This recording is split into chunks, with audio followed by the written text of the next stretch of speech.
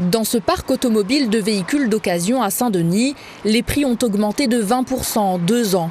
D'après une étude publiée par l'INSEE, les voitures neuves et d'occasion à La Réunion coûtent 14% plus cher que dans l'Hexagone.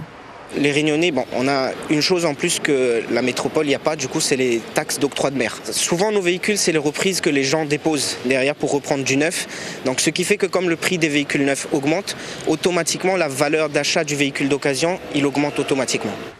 Ici, il faut débourser 7 000 € minimum pour une voiture. Les clients ne seraient pas forcément moins nombreux, mais le budget est plus restreint. Après, il faut savoir aussi que chaque véhicule n'a pas la même décote, ce qui fait qu'on peut quand même s'aligner à peu près sur les prix métropole des fois.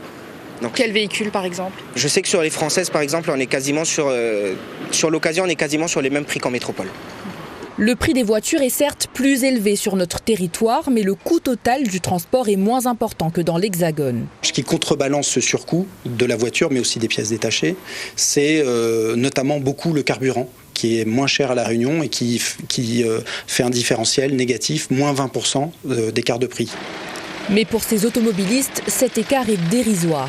Il dit qu'il est moins cher, mais c'est la consommation, comme on a beaucoup d'embouteillages, il fait que les consomment beaucoup plus, c'est presque pareil. Et comme on n'a pas d'autres moyens de transport, La Réunion est presque foutue avec ça. Comme le prix de la voiture est énormément cher, donc du coup on n'a pas spécialement un bon rapport par rapport à l'essence. Donc pour moi tout est cher, j'ai envie de dire. Tout est cher, donc il faudrait vraiment rééquilibrer tout ça. Les voitures, elle est trop chère maintenant, on n'arrive même plus à acheter une voiture. Et l'essence est moins chère chez nous? Ouais, l'essence, mais bon, après c'est un budget quand même pour tous les mois.